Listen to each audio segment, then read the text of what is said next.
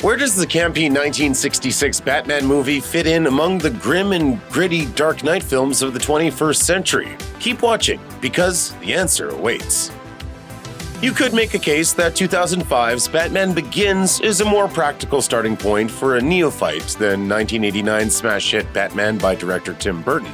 There's a solid basis for that argument, and it has to do with character motivation. In 1989's Batman, eventual Joker Jack Napier murders young Bruce Wayne's parents in front of him. Traditional versions of Batman's origin depict nervous, incompetent, anonymous mugger Joe Chill gunning down poor Thomas and Martha Wayne. That might sound like a trivial change, but it actually makes a significant difference. By removing the randomness and mundanity from Batman's foundational violence and attributing it to a major supervillain, Burton makes Batman's vendetta about a specific evil dude, rather than the abstract concept of crime.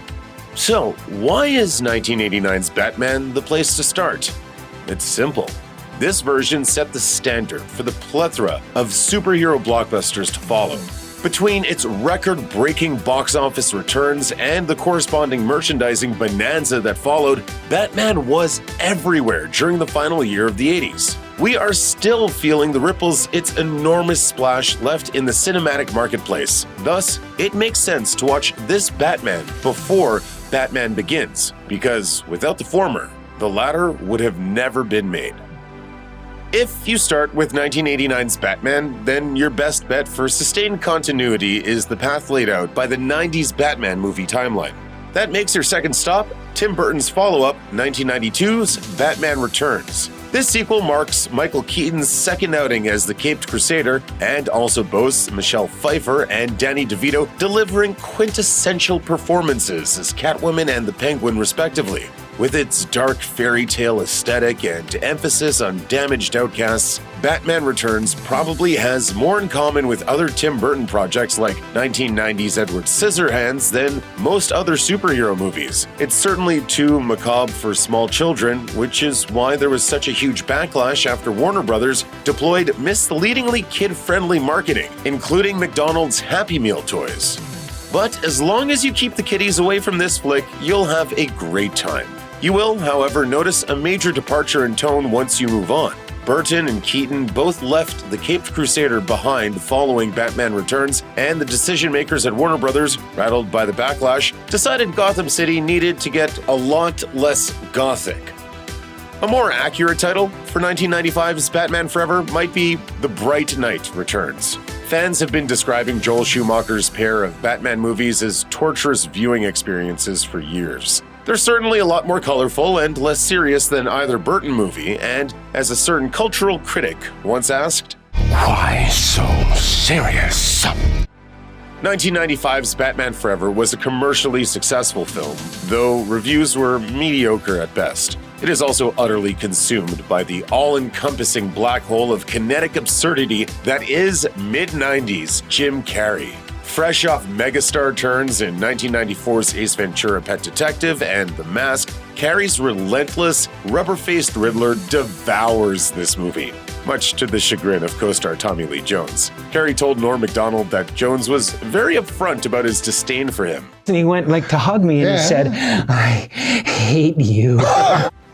And Jones wasn't the only cast member having a rough time. Effectively immobilized by his heavy batsuit, Val Kilmer left the Batman franchise after Batman Forever in order to work on movies where he got to act instead of just fill a rubber costume. Still, Batman Forever is entertaining and an important step in the Dark Knight cinematic evolution. Notably, it marks the first time Bruce Wayne's introduction to Dick Grayson is captured on the silver screen. While the movies are more expensive and, in theory, designed for a broader audience, the most influential version of Batman from the 90s is undoubtedly Batman the Animated Series. This 1992 cartoon takes its tonal cue from the Burton films while presenting a thoughtful, emotionally mature, kid-friendly iteration of Gotham City. So, why did Warner Brothers think they had to make Batman a grinning goofball to appeal to children, when their own TV show, based on the same intellectual property, made a strong case to the contrary? Who knows? But we live with the result. 1997's Batman and Robin. Batman and Robin combines the intellectual development of Mighty Morphin Power Rangers with the camp of the 1960s Batman TV show, but not as good as either. Basically, the plot entails George Clooney's Batman almost breaking up with Robin because Dick Grayson is visibly pushing 30 and makes no sense as a boy wonder. Meanwhile, Arnold Schwarzenegger, occupying the villain spot as Mr. Freeze alongside Uma Thurman's Poison Ivy, deploys a deadly array of absolutely terrible ice puns. It's groan-worthy. It's tiresome, but if you get some friends together who are down to laugh at a low point in Batman's history, it can be pretty fun to hate watch. After Batman Forever and Batman and Robin have conditioned you into processing a campy caped crusader, you should be more receptive to the wholesome hijinks of Adam West and Burt Ward in 1966's Batman the Movie. Essentially a feature-length episode of the 1960s television series, this flick is defined by a massive villain team-up. The Joker, the Penguin, Catwoman, and the Riddler are all present. Batman the Movie also includes shark-repellent bat spray, a dehydration device that reduces its victims to powder, and a sequence in which our hero declares, "Some days you just can't get rid of a bomb." While there are certain rules Batman always has to follow to remain a coherent character, adhering to grim humorlessness and brutality are not necessarily among them. If the Joel Schumacher films are bad, it's because they rely too heavily on commercialization, not because they let Batman smile every once in a while. The mid-60s live-action Batman endures as a positive example of a family-friendly bright knight.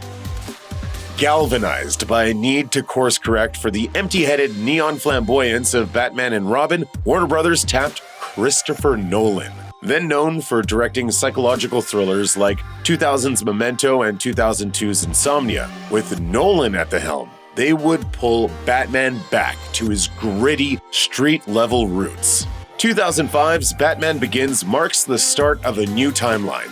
Events that unfold in the Burton and Schumacher movies never occurred in this iteration of Gotham City. Christian Bale's Bruce Wayne transforms from self-destructive rich kid to ninja trainee to terrifying urban protector with nary a Bat credit card in sight. The performatively immortal Ra's al Ghul doles out his master plan more like a megalomaniacal Bond villain than any literal or figurative clown.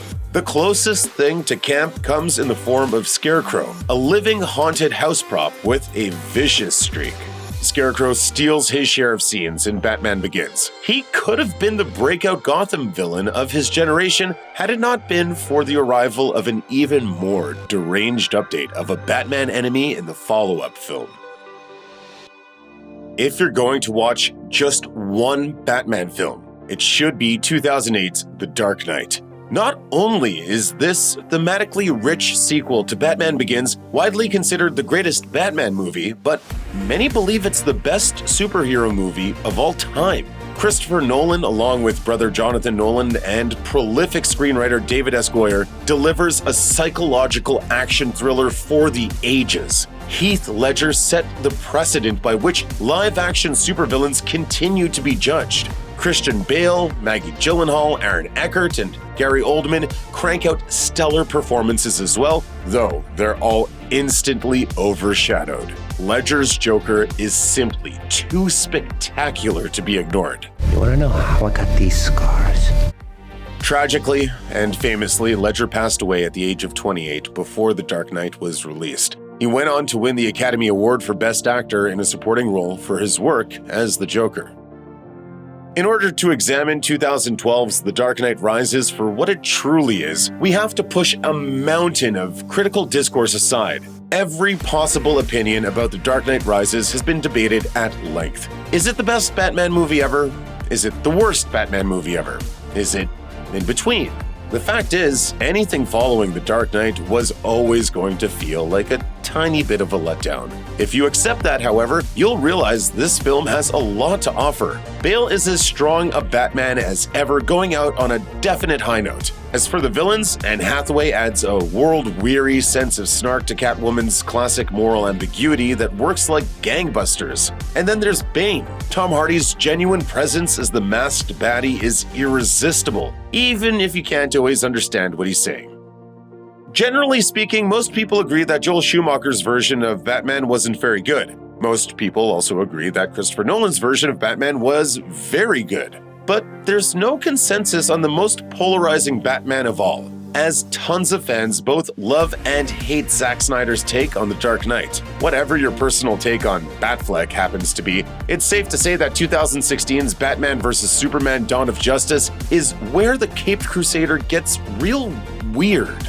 After observing that Superman can level an entire major city whenever he feels like it, Batman devises a plan to put the Man of Steel in the ground. Or maybe Lex Luthor manipulates Batman into going after Superman? We're still not entirely clear on the plot of Batman vs. Superman, which received infamously terrible reviews. What is clear is that Ben Affleck is doing his best to play a Batman who has lived long enough to become the villain. If your purpose in this endeavor is to watch every Batman movie, then the 2017 edit of Justice League, overseen by director Joss Whedon, and 2021's Zack Snyder's Justice League, the re-edit released on HBO Max, both do the trick. These two films tell essentially the same story and are equally relevant to Batman's overall place in the pop cultural universe. But if time isn't a factor, since the Snyder Cut is literally twice as long as Whedon's 2-hour Justice League, we think even the most adamant Snyder critics would probably admit his take is better. Whedon's film has its moments, but it ultimately amounts to a bland exercise in pushing a handful of intellectual properties through the market-demanded motions. Meanwhile, the Snyder Cut is a maximalist cataclysm of R-rated action fantasy lunacy. 2017's Justice League is a corporate product. It is not art. The Snyder Cut is also a corporate product, but maybe it is art. Either way, one thing is absolutely certain. There's definitely more Batman stuff in the Snyder Cut, just as there is more of literally everything else. The Batman opened to generally positive feedback and appears as though it will more than likely produce a sequel or two. However, for right this second, it's a provisionally standalone film whose identity within Batman's film oeuvre has yet to fully take shape. But even though it's the most recent movie and thus logically the last one you should watch, there are actually a few different options for placement of the Batman in your movie marathon. From the standpoint of its central character's evolution, the Batman could fit before the Burton-Schumacher series. Though it's not an origin story in the traditional sense, Robert Pattinson's depiction of Bruce Wayne is a hero who's a little underbaked. He only starts growing into a hyper-competent crime smasher resembling the guy from 1989's Batman at the movie's conclusion. Then again, since culture and world events of the 2000s heavily informed Nolan's trilogy, maybe it makes more sense to watch the movies in their real-world release order, as the Batman director Matt Reeves infuses sentiments of the 2010s and early 2020s into his Gotham City saga. We do not recommend watching the Batman immediately before or after the 1966 Batman because the tonal clash between Paul Dano and Frank Gorshin's interpretations of the Riddler may cause the viewer some internal whiplash or psychic damage. Gorshin's Riddler never successfully kills anybody, while Dano's Riddler kills a whole score of folks in nasty ways. No word, though, on how Tommy Lee Jones feels about either of their performances. Check out one of our newest videos right here. Plus, even more Looper videos about Batman are coming soon. Subscribe to our YouTube channel and hit the bell so you don't miss a single one.